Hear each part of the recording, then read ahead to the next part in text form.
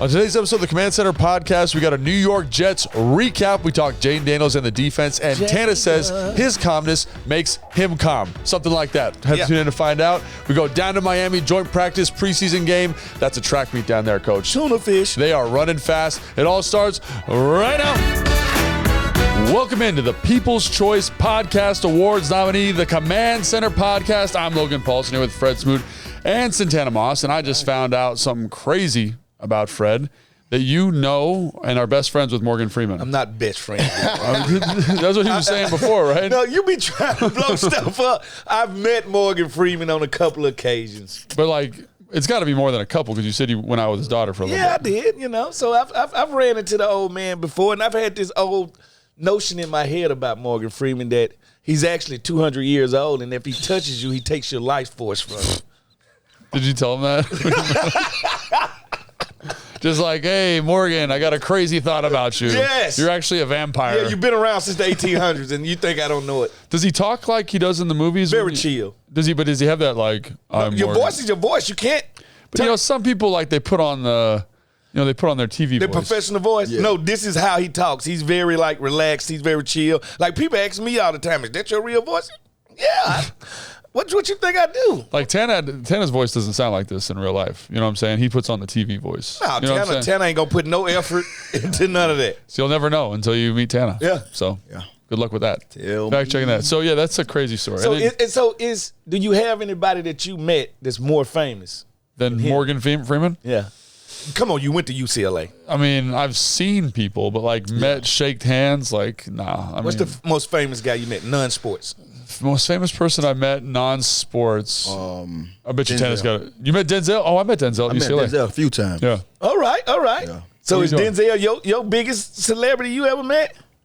Me? Yeah, Or- Denzel. I mean, I met him at UCLA. His son was trying to get in. He was making a big donation to the school, and I was like the team captain. So like, hey, So here's you had to accept They're it? like, here's Denzel. Dude, you know the most famous person I met? Who? Magic Johnson. Oh yeah, man. Well, come we- on. we- I said non-sports. But I'm saying like that was pretty big time though. That's big. Yeah, he was but- on this podcast or whatever. Well, if you want to go there, I So- met Michael Jordan. I used to kick it with Michael Jordan the whole time. So besides Denzel, I was in a class at the University of Miami with Stallone. That's wild. Sylvester You said he Stallone. was short though. But Sly. he like 3 inches tall. but he won't even know that we knew that he was in our class. Like he come in that thing disguised. You didn't even know he was there. Yeah. Like That's cool. Yeah. Yeah, but once you go athlete, Michael Jordan, the pinnacle. When I got Is he the most famous? athlete of all time? Yeah. Yes. I mean, there's got to be like a soccer player or like. You can't say Leonardo Yeah, Michael Messi. Jordan's still making hundreds of millions on his shoes right now. I'm just saying, Michael, like when I watched the Olympic, I seen the Jumpman logo on different country stuff. Yeah. Like, let's be honest. Like, it ain't no dude, I think athlete-wise, like, you got some guys out there. Yeah. Tom Brady. But Michael Jordan, I think Mike bigger than Tom. I mean, Mike's like bigger than the game, kind of low key. Yeah. But I just think like soccer is such a Worldly sport. It's such a world sport. Like even like the cricket thing we were talking about. Think Mike, you think Mike is bigger than Ronaldo or Messi? Yeah, that's what I'm saying. Like Messi's like, I don't know, man. That's like a different All right, level. let me ask you something. If they walking down the street in DC, Michael Jordan and Messi, who you think the crowd runs? You don't know Jordan because they ain't gonna know Messi. Everybody don't watch soccer. That's what I'm telling you. So No, Well, no, dude. I get his point and I get yours, but when you talking about on a world stage, Yeah. Messi is known. Like when he came to Miami for that damn yeah. Miami League, Yeah. bro, you should have saw the fans out there. Like people was coming out of their house that didn't even watch Miami soccer play none of their lifetime. You know what I mean? So I just think. And the other thing is like the cricket thing. You know what I'm saying? Yeah. Like how we talked about that the other day. How like LeBron has 20 million followers on X, and then this dude has like 150. You know what I'm saying? Like, But I don't know him. I know just because you don't know him doesn't mean that he's not famous. I'm just saying. So that means my family don't know him. I mean, the family beside me don't know him. So that's a good question. Biggest athlete of all time. Yeah, if you want to leave a comment or leave an email about who the most famous athlete is of all time, go to thathawkoutside@gmail.com. besides, Leave an email. Babe Ruth, no. Babe Ruth? Muhammad Ali. Muhammad Ali Yeah. is well, up there, boxing bro. is a worldly sport. It is a worldly sport. Boxing is a worldly sport. Dude, I'm I like sorry. that. Muhammad Ali, that's a great pull. He might be the most famous athlete of all time. More than Michael. Why'd you say his name like that? Michael Jordan. He just changed his voice. Michael Jordan. Michael. It's just something about the shoes too, though. The shoes are like next level. That immortalizes him. Yeah. Because what person in this, I ain't gonna say this country because that's easy. Yeah. Damn near in this world ain't had at least one pair. Like one pair of Jordans. Yeah. Like one pair. Now, I know you just got one pair. just got one pair. I got you. I mean, all we gotta do is ask Bluefoot to see if they get him in Sudan. Oh. I like that. See, y'all don't know that. That was an inside joke. All right. So, in addition to that, hawkoutside@gmail.com, if you want to leave us any comment information, we also have a historical podcast coming up. Hales Tales. We're talking about Carlisle, however you say it. Carlisle, Pennsylvania. Yeah, and they got some fun stories on there about training camp, and they're going to do a follow-up one, and our guy Fred might be on it. That's what makes me a martyr in this Washington community. Immortal? Yeah, Like immortalized. Immortal, yeah. Because I did what the old guys did. I went to Carlisle and took the pilgrimage. I'm part of the last group to ever go to Carlisle. All right? Yeah, so do you have any stories you'd like to tease here? No, we're going to save it. We're going to save it, all right? That hurts our show, Fred. I know. You know that, right? That hurts I got to help the other show. You know how it goes. Yeah, but that's a great show. Hales Tales, make sure you guys check it out. We're looking forward to that. Always great episodes. Jason, you do a great job. Hannah does a great job on that also. And then now we've got football to talk about. Yeah, please do. We got the New York Jets. We're going to recap that real quick. We lost the game, but who cares? So let's just get high-level thoughts on the game. Yeah. I'll start with Tana. You want to start just high-level? Number one takeaway for you. High level, I saw a lot that we can grow from. You know what I mean? Yep. You know, one of the things you don't want to do when you're going into preseason games, you don't want to come back and have to correct a lot of stuff. You know what I mean? That's going to be you want to keep that's going to be corrections regardless, because you're going to get a lot of guys that just this league is new to them. You got a lot of young guys, but you want to be able to say, "Damn, we flew around, played fast, knew our assignments, and looked like a team." Yep. With that, we can go far. Yeah. You know? Well, we left there healthy. All right? Yeah. Let's start there first. We left there healthy. Our coaching staff gained information on a couple of guys. All right? And they got more familiar with some of the guys that was here last year that they didn't coach. So I think it's all about how much information can I get from my team before the first game starts. I need to know who, what, and when. I need to know if I need to start a guy that started last year, I need to bench this guy and make him a second screen guy. This is what this telling me. That's why I enjoy these practices more than I do the game. I think the coaches learn more at these practices than they did at the game, because there go your Garrett Wilson. There go your Breece Hall. There go the people that I'm matching up against. So I think when it comes about the New York Jets, I think it was success all the way around. We went up there, and I don't care how practice went. Got beat on, won practice. It don't matter. I get to learn about my team, and I think that's what we got. Do you guys remember your first preseason game? Oh, yeah, I do. Yeah, I remember mine. Yeah, well, because I know that we had a lot of rookies playing. We're going to talk about them here in a second. But, do you remember what that felt like? Kansas City Chiefs. Marty Schottenheimer was my coach. Okay. All right, so, of course, that meant something to him a little bit. And I never forget it. Snoop Menace was a rookie. He used to coach there? Is that what happened? Yeah, he was the head coach there. So Snoop Menace was a rookie with us. Yeah, came in with us. And they literally, I never forget it. They threw He actually had a productive year that year too. Yeah, they threw 3 fade routes in our first preseason game at me in the corner of the end zone. Really? And I knocked down all 3 of them. And then that's how you kind of knew, I belong. Were you playing against the starters? How I was playing against the starters. Yeah. Teddy, you remember yours? Yeah, mine came in year 2. Oh, because you missed it for sure. Yeah, I missed my first year of preseason. I got hurt right before the damn preseason started. But it's crazy how I didn't play at all the way until week 12 or something like that. So I ended up playing the last 4 games of that year and still wasn't myself. So the next year, I was amped. I couldn't wait for the preseason game. And then, you're in training camp, so much stuff going on with you. My legs felt like crap. Yeah. I think I had a little tear somewhere in my hammy, but I wasn't going to be denied of this game, And I remember, I'm not sure if it was Pittsburgh or I think it was either Pittsburgh. We played in Pittsburgh, and I remember catching a dead across the middle. I told myself, just catch it. I don't care how it comes. And what happens afterwards? Man, I went up and got it. I went up all chest. Full body. In front of the safety about to knock my, in the dirt. And I'm like, look here, you're going to have to knock me out because I'm going to get this ball. Yeah. I caught it, and I was like, okay, it's good now. Because those other games that year before that, it wasn't football for me. Like I was getting in, and I'm like trying to catch up. My knee still hurt. The Yeah. game is fast at warp speed. Yeah. I can't catch up. I'm just out here. They just subbing me in and out because I'm supposedly back healthy. And so it wasn't until that next year that I got a chance to really say, okay, now I have a little clean bill of health. Let me go out here and see what it was. What about your first preseason game? My first preseason game. So obviously your experience reflects kind of like the Mike Sanders stills, the Jaden Daniels, you guys high draft picks. I was undrafted, so I was on the sideline for 4 quarters of football pretty much. And then eventually it's like there's 7 minutes left. We're in like a 4-minute drill. Yeah. They're like, Logan, you're in. Logan. And you were stiff. And I had been, someone had told me, like, make sure you're not stiff. So I had literally been running, like, The whole game. I remember Kyle had made fun of me. I was say, didn't you used to run up and down the I used to run sideline? down the sideline. I remember that. Yeah. So you were Forrest Gump?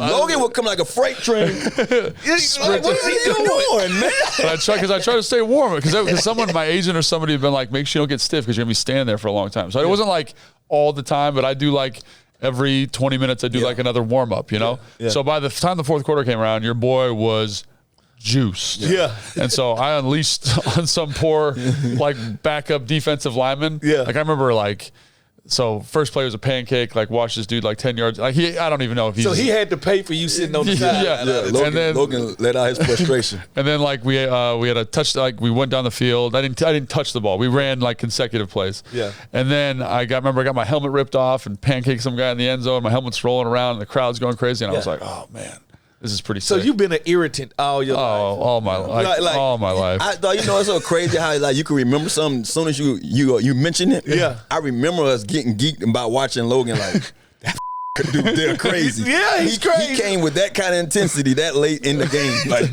everybody's ready to go home. Like, you know what I'm saying? Mind. He's basically Beer Lambeer. That's who he was. Like, I can't put any buckets in, but what I'm about to do is play defense and rebound at the highest level. Yeah, so that's exactly what I did. I did that every preseason game. Like fourth preseason game, like same thing. It was like the Super Bowl. And I remember my coach used to make fun of me because I'd be on the sideline like going crazy and cheering. He's like, who is that? I was like, oh, that's Logan. They put the pointer out on the screen like cool. Yeah. He's like eating a hot dog. And I'm standing next to him like, yeah, let's go. And it's like, this game doesn't matter, right? And I'm like, it paid off, dude. It did. It paid off. It did. Whatever you look at that as, some coach said, you know what? 1, he loved football. Yeah. 2, he going to give me 110 when he get out there. And his strong suit now is blocking. But we can maybe get him to run some routes later. You know that, coaches learn a lot from a guy when he doesn't get the opportunity and how does he take on that opportunity when it comes. Like, are you sitting here pouting at them out, or are you going to say, well, damn, I was sitting so long, coach, that's why I wasn't able to perform. Excuses. So, like that, trust me, I remember it vividly. Us looking at film like, you see that tight end right there? Yeah, he crazy. But like I say, Paul Bunyan, he out there with you. Oh, yeah. You looking at him like, in his hand. Man, look at his cleats alone. You look at his cleats, you're like, he ain't here to run no routes. I already know. He had on them Jake the Snake Roberts. Dude, and people used to make fun of me so much for that because I had the black ankle braces with the black cleats. It looked like I was wearing like army boots out there.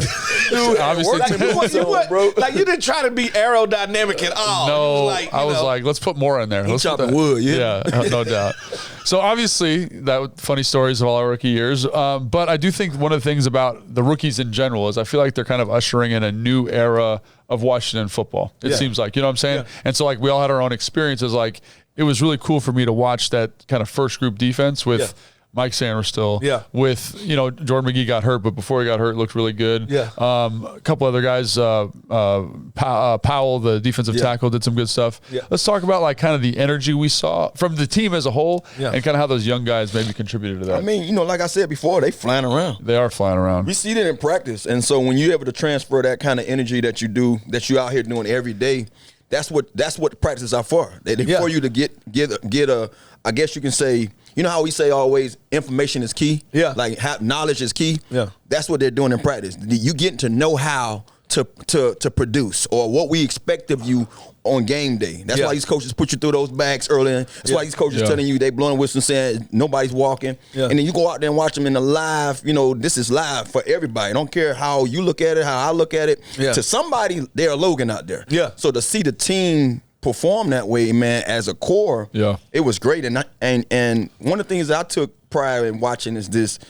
It's one thing when a coach speak something and say, okay, this is what we do. Yeah, this is what we're gonna do. But when you see it, bro, yeah. it gives you that. Oh man, see, this is what I want to say. I've been waiting on this kind of football here for a long time. Well, it just showed me they're emotionally attached. When he say, I want them to be engaged, I want high energy. When I hear high energy, he's saying, I want you to care. I want you to give a damn what happens. I want you to be emotionally attached to this team. I want you to be emotionally attached to your teammate. And I want y'all to hold each other accountable. Yeah. Like, that's what I hear when he says, this is what Washington football is. And like Tanner say, show me. I'm from Missouri. Right? Show me. Yeah. All right, so at the end of the day, that's what's happening. We're seeing these guys.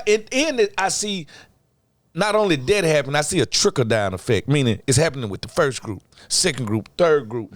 Tress Way, the punter, he out there hitting people, getting up, doing the shimmy. You know, that tells you that everybody's emotionally attached to the game. Yeah. Like, that's what I can say. All my coaches always said they enjoyed about me.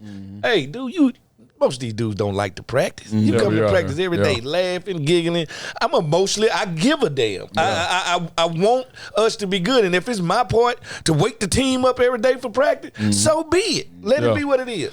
Yeah, no, I think that's a really good point. And I think the hit with Tress Way kind of was indicative of a lot of stuff. Like the sideline is going crazy. Yeah. You know, Bryson Tremaine has a catch in the middle of the third quarter, sideline going crazy. You know what I'm saying? Pulling for each other. Yeah, and I just think and again, I understand new coaching staff, guys are excited about the newness of it, but I also think Dan's done a good job of fostering that, of allowing guys to be themselves. You know, it's not like this kind of really rigid structure. It's like, hey man, let's like love each other and care about this and be motivated, and it's cool to see. That's the formula though. I mean, if you look at success in a game setting in our profession, it's about who's pulling for who. Yeah. Because if you on the sideline and you watching and something going on, I've been on those teams. Yeah.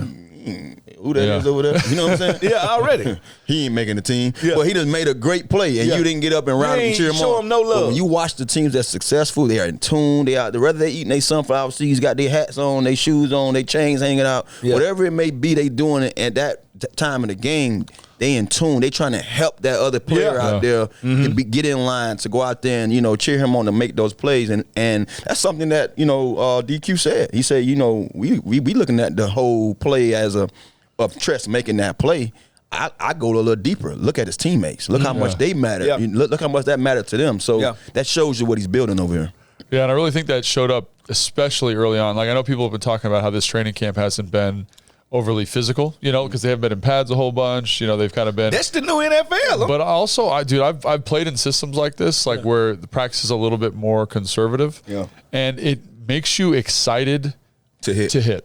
Yeah. And I think it really showed up. Like, when you get out there and you're watching, like, Jamin Davis set a really hard vertical edge on, like, the third play. Downhill. Dude, I was a little worried, guys are going to be ready to tackle. I remember Percy Butler on that long Braden Allen run. Yeah. And Braden Allen, you weren't there, but, like, that dude is one of the biggest running backs. I would say he's 230, right? No, I think he's 245, but, like, rocked. Yeah. And, like, big, and he was catching balls with the running backs. I'm like, and I was standing on the sideline, I was like, is that a tight end? Like, he's moving, and I was standing right behind the tackle. Yeah. And he's barreling down the sideline. I'm like, oh man, he's about to kill somebody. And Percy just throws himself in there. It's called a sacrifice to the football guys. That's what we call it. Like, Percy, one thing about a corner and a safety, we gonna get ran over. Yeah. It's just a matter of time. Yeah. Right?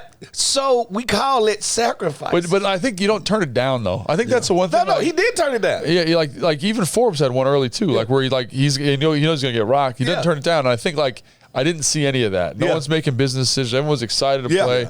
Everyone's getting in there. And I think defensively, especially that first, 6 plays? Yeah. 2, 3 and outs, right?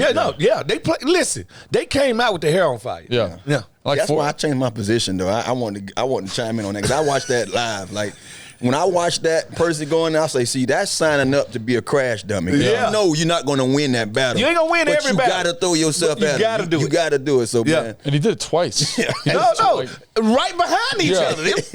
Like, going to the huddle. Like, that's when you got to pat him on the shoulder. You all right, dude? Yeah. Yeah, I'm check good. His helmet. Yeah. Get the stock coming out. Yeah, you good? You see what I'm handing out? Probably had that little buzz in his ear. But I remember when I was in Atlanta, like, Dan would talk about the safeties all the time, specifically at the post safety, because he's coming from that Seattle cover 3, and he's like, You are the backstop. Yeah. You have to. Like, it's non-negotiable. Last line of defense. And so when I saw that twice, I was like, dude, they're, you know what I'm saying? It's like, it's coming along. And so another guy I got to give a shout out to is Frankie Louvo. He was on like 4 plays. He like I was on the sideline. He blitzed, and like one of those pops that you hear throughout the stadium on the running back, and I was like, dang. And then on the screen, he hit the crap out of Malachi Corley, and I was like, it just feels different, you know. And I think that's. You got some head busting wig splitters. That's what happened when you change the middle of a defense. I keep telling people, if you look at the top defenses, Baltimore, 49ers, all these top defenses, their group is the linebacker group. Like, when you fix the middle of a defense, that turns a 6-yard run into a 3-yard run, and you do that 3 times, you punt the ball. But they the quarterback of the defense. So that's same way like on the offensive side. If we don't have a quarterback, we ain't doing nothing. And they the physicality, because D linemen, they get sacks. But when they collide, this is not. It's not high speed collisions. When the linebackers and the DBs collide, this is you running 100 miles an hour towards me. I'm running 100 miles. It's different collisions. They are the fact. They are the zone. They set the tone on defense. 100%. And so again, like, I know people want to talk about Jaden Daniels, and we're going to talk about her in a second. But I think the defense, especially that first group. You know, Forbes, I know, gave up a touchdown later, but had great coverage on that one. Sanders still, I thought, did a great job. We talked about some of the good stuff Percy did. Like, there was a lot of things that got me excited. Again, and there's a long way to go. There's still a lot of stuff, like Ten always says, but it's a good first step. Good baseline. From an energy standpoint. So now let's talk about the man of the hour. Jaden Daniels, I know he had 11 plays, 3 passes, 1 incompletion. You know, people are juiced on it. Why should they be juiced on it, Fred? You see how relaxed he was? I think that's right. I mean, how calm. Like, I'm looking at the game and I'm like, I don't feel despair. Like, no, listen, as a Washington fan, we have watched football where you was anxious. Because it's the unknown. Like, you don't know. Like, I'm watching Fitzpatrick and I'm like, what's about to happen? But with this kid, it was like, okay, I got control of this huddle. Everybody get down with me. We finna take this ball down. We finna drive this ball. First play run. Bam, bam. It's like, okay. It's like something felt natural about it. It felt good as a Washington fan and an ex-player to look at it and say, oh, okay, we got a quarterback. It just felt good. And it ain't that he threw for 300 yards, none of that. His poise. It's all about his poise. Meant everything to me. And as a DB, when we see a quarterback that's young with poise like that, that's scary. I mean, his calmness, his poise has kind of calmed me down. Like, from not even, you know, like when we come in, I think we all kind of bit the apple a little bit when it comes to this. We've been fighting to be that team for so long, to where every time we get a player or two, we geeked about they the it. savior. Like, oh man, we got this guy, and we winning 9 games this year. No, it takes time. We understand it. It's not just one person. And so when you say that, okay, we have a guy here that has potential to be the guy that's going to be the franchise player for us, that's going to win us some games, but be here for a while, you kind of see Jaden Daniels. You see him in that. You see him in that. You don't even have to see his face. You just see that shadow of a player. Like, that's the guy that's going to lead us. And when you watch him, man, you see a little pressure. I'm going to step up a little bit. I'm going to throw this. And everything he's doing is precise. You know what I mean? Even the damn miss he had, I wasn't even worried. I'm like, okay. No. Guess what? That made him human. You know what I'm saying? I'm amped up. It's my first game. It's football. It's football. So when I seen him overthrowing by 5 yards, I like, oh, he finally got it out of his system. And so now let's go. I'm watching and I'm saying to myself, bro, this dude doesn't seem sped up. Because you know, every rookie is like out there with they don't know how to sit still. You know what I'm saying? I did it as a damn veteran at times. He didn't seem sped up.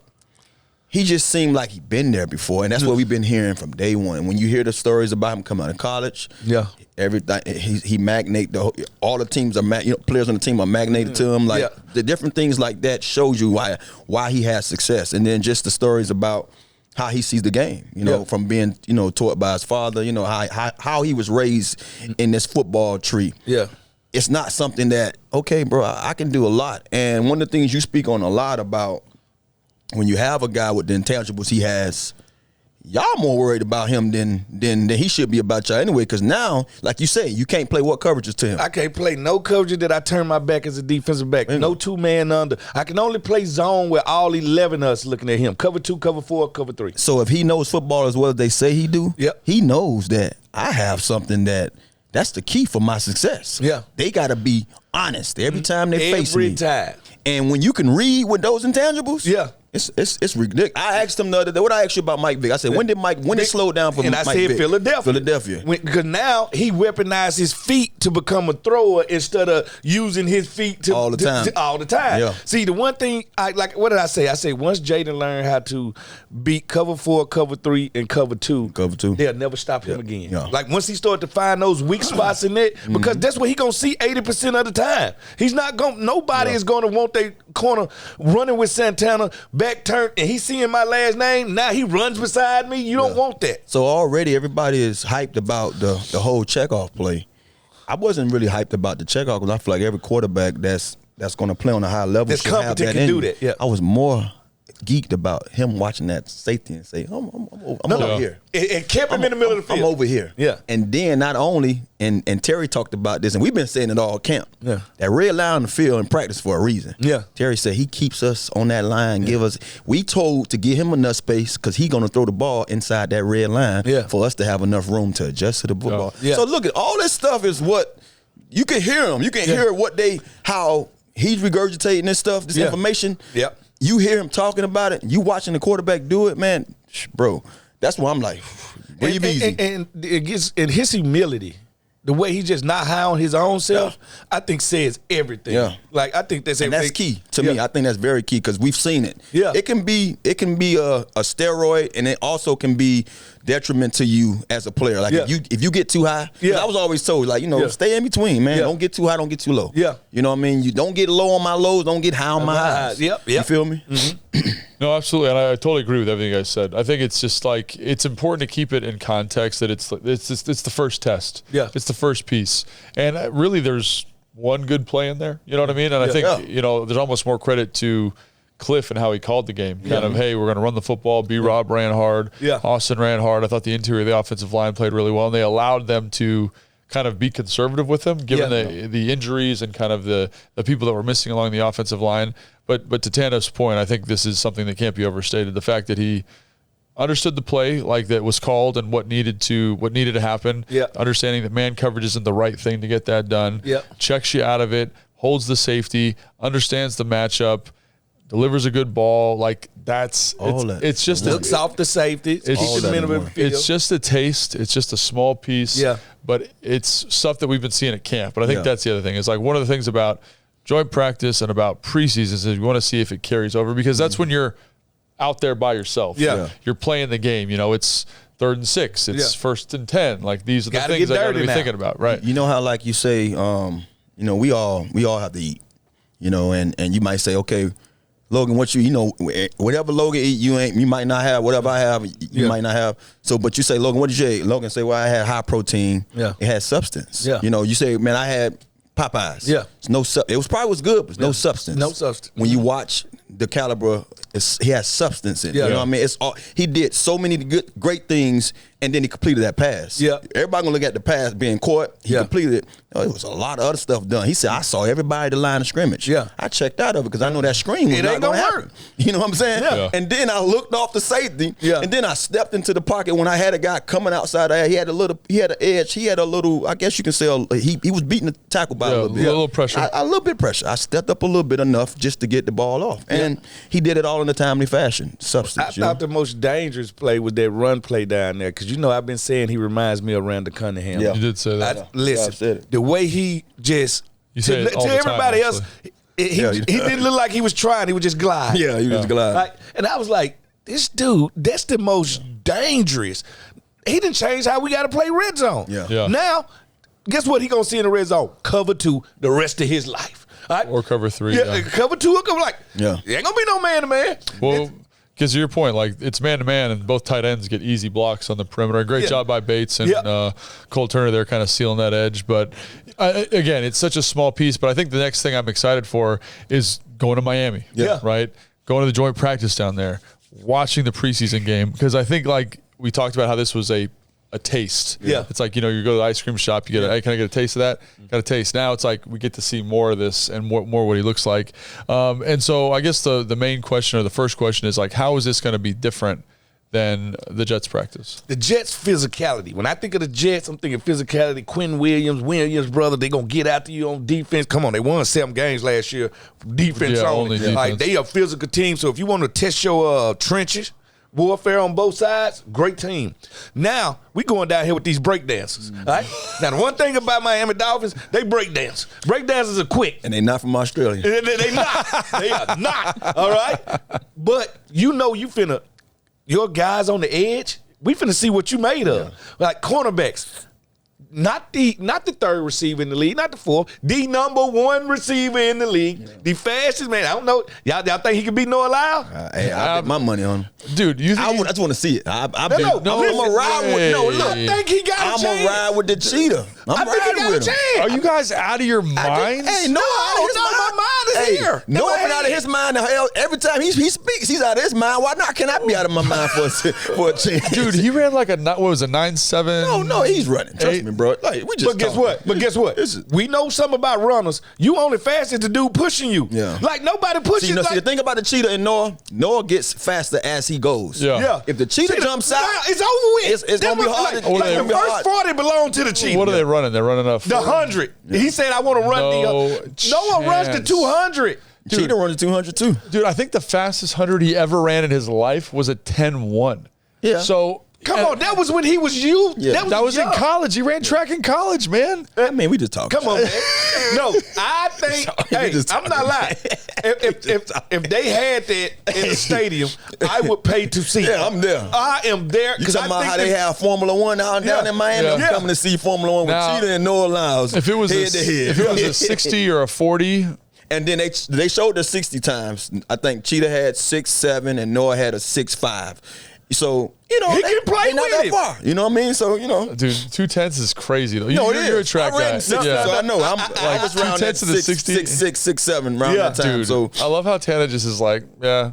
No, I'm just saying. I was silly fast. Everybody knows. Like, I ran back in time. Everybody knows I had a 60 more than I had 100. Yeah. That's why I didn't do too much running in track. I was a jumper, but my 60 was deadly. Yeah. I just think he got a chance. But when we go down here with these breakdancers, dude, they're going to be rolling. Like, even the linebackers, y'all finna be challenged. Yeah. A-Train and the rest of these guys running these routes out of this backfield, the quick way they hit this hole. Think about their team. They got Jalen Waddle, who ran a 4.29. Yes. Yeah. Tyreek Hill, obviously crazy fast. Yep, flash. A-Chain, 4.28. Quick seal. Raheem Mostert, 4.31. Yeah. And then Jalen Wright from Tennessee, 4.29. Guess what? Like, that's 5 Like, I can't think of a team that even had 2 legit 4.2 we guys. failed at the 4x4. The 4x100. Send those dudes, we should have sent the Dolphins. what were we waiting on?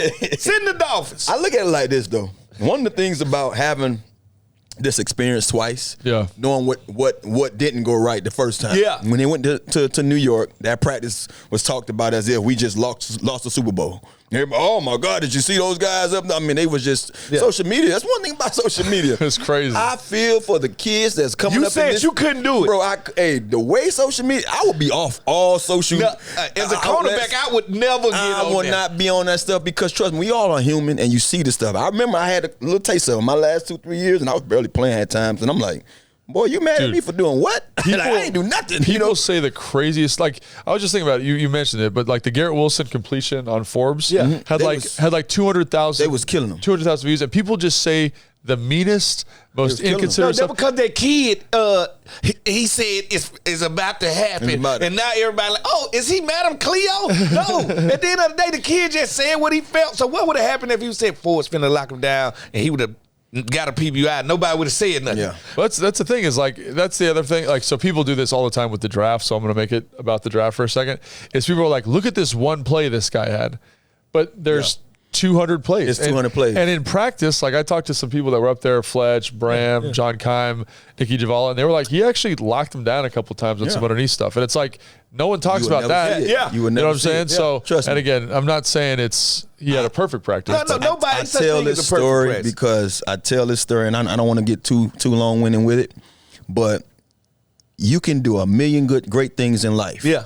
They always gonna recognize you for that one bad effort, you know. And so that's one of the reasons what I learned as a kid. Like people say, what was your most pivotal moment at the University of Miami? the one when I dropped that ball against Florida State. Yeah. Yeah. Because guess what? The feeling I had, Don't leave. I knew what really happened in the game. Yeah. The ball hit off my face mask. Everybody saw me leaning. Yeah, I was leaning to get it, but it hit boop and went.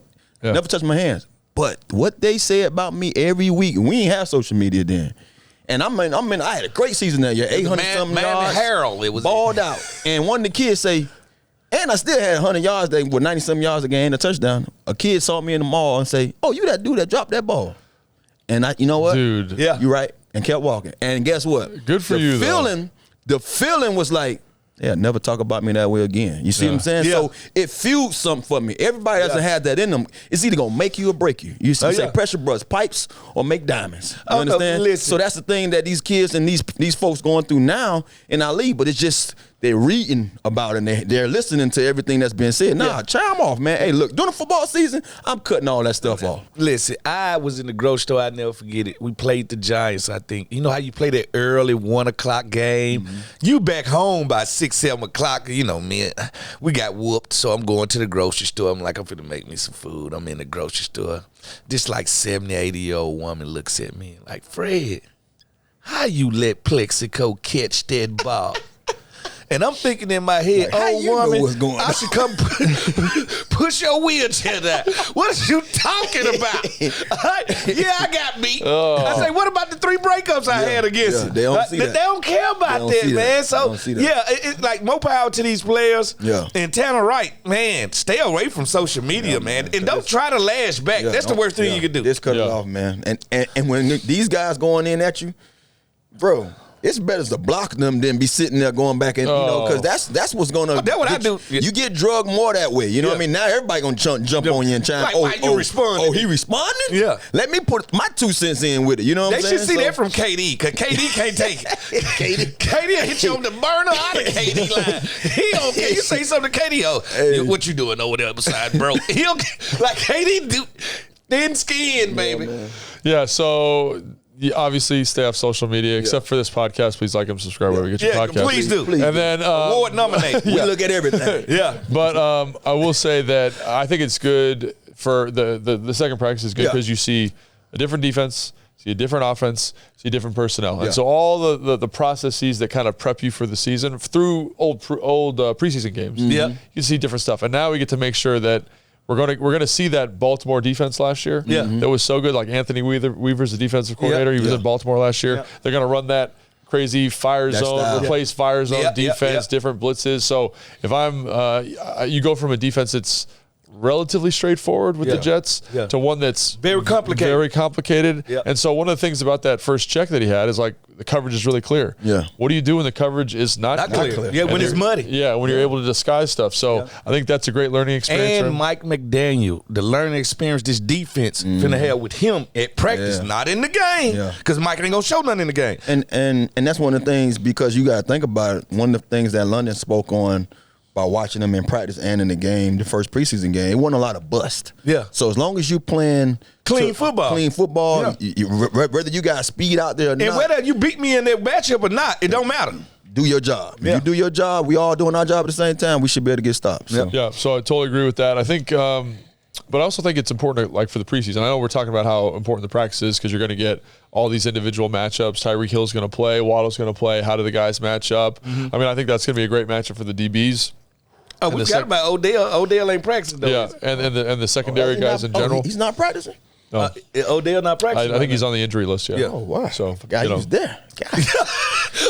they got a lot going on. Boys down there. loaded over there. They got a boy. lot going on. Down there. That is South Beach for real. You hear me? Listen, they studied. But also Lights one thing I glistening over want to point out is in the Jets practice, again, just to kind of give it as a data point, everyone's like, oh, look at all these explosive plays. But then when you talk to people there, it's like, oh, actually some of the pressure packages that Joe Wood Jr. brought made it home. Would have been sacks. Yeah. So I think that's another thing when you're watching social media, especially against the Miami Dolphins. One of the things that they do a poor job of is pass protecting and drop back passing situations. Yeah. And Mike McDaniels, to his credit, does a great job of avoiding those situations. But just remember, Joe Wood Jr.'s got some stuff he's going to be putting out there that they haven't seen yet. Like I remember I got to talk to him a couple weeks ago, and he was like, man, we got some different stuff, like in terms of how we're bringing blitzes and how we're attacking offenses, which is always encouraging. But that's not going to show up in the preseason. That's going to be Nah, you don't want to see it now. Ain't no reason to show nobody nothing now. Yeah, but I do think there is value to the preseason game. And what I'm really hoping for is that, like, when you're in the preseason game, you get to actually play, hey, here's first down, here's 2nd and 5, here's 3rd and 2. It's situational. It's good for the play caller. It's good for the players. It's good for the quarterback to kind of find that rhythm.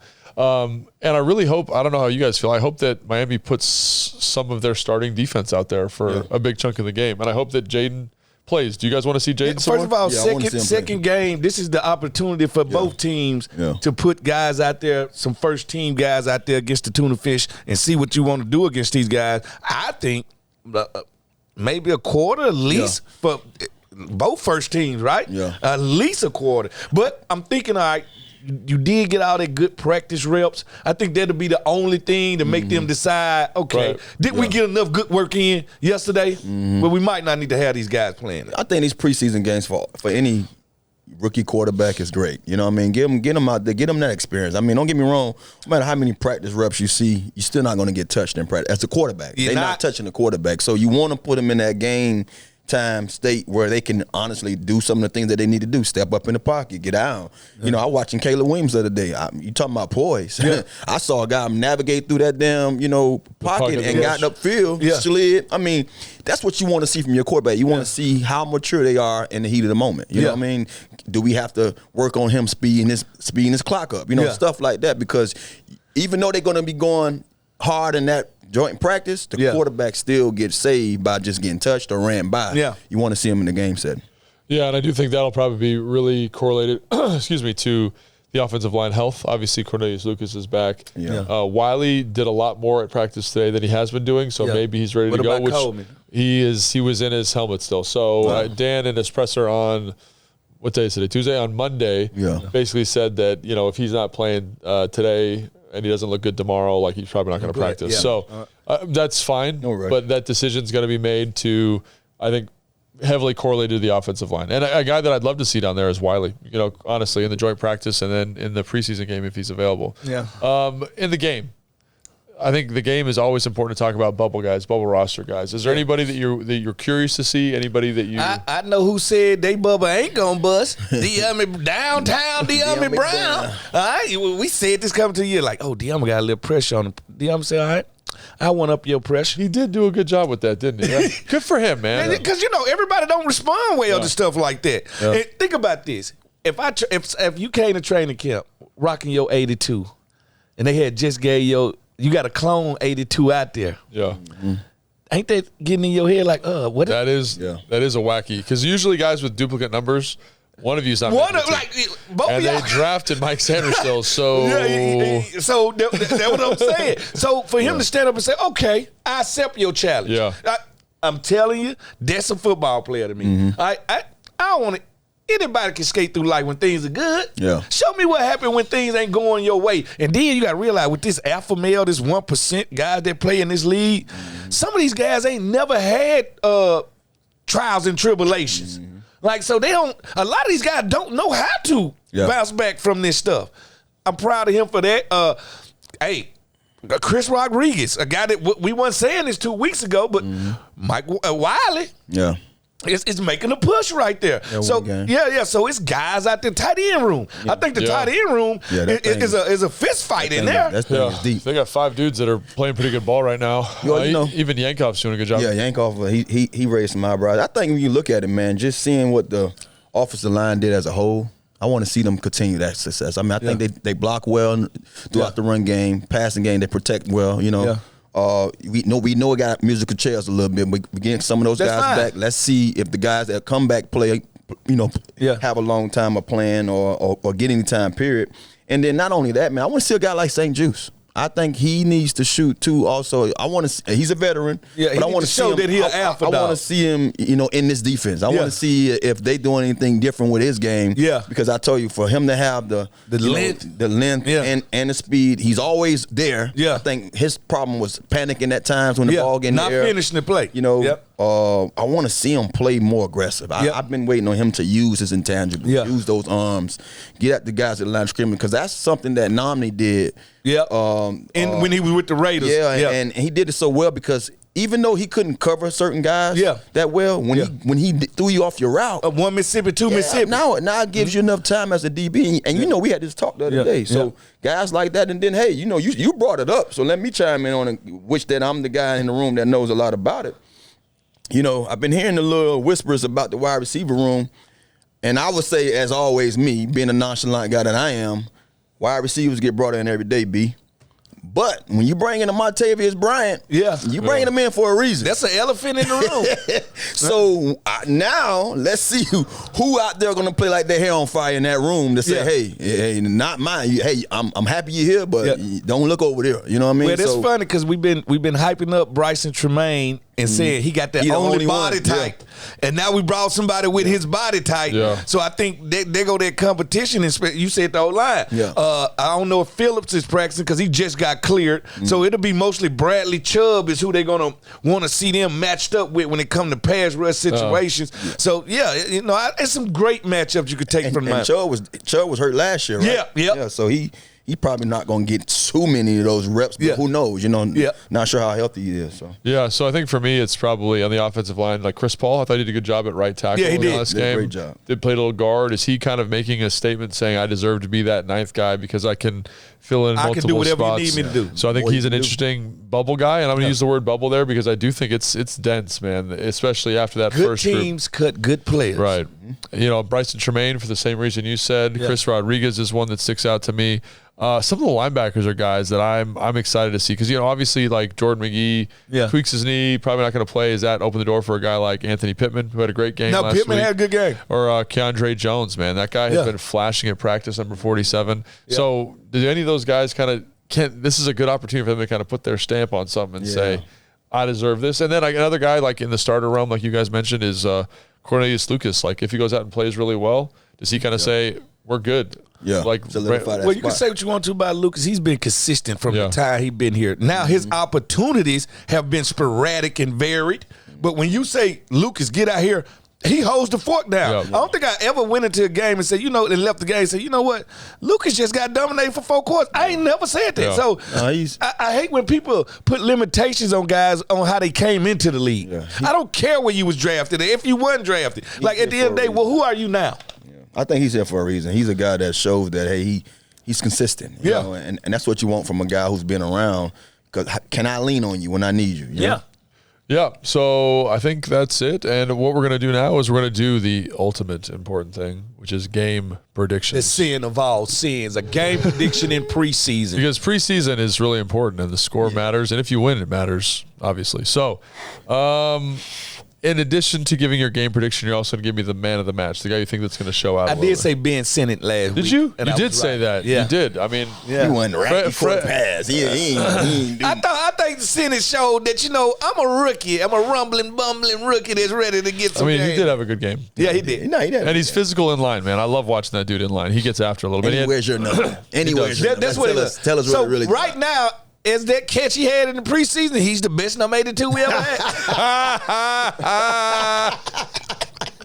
So there we are. So you saying he was better than Randall L too when he wore it? I ain't gonna do you like the L. I ain't gonna do you because L.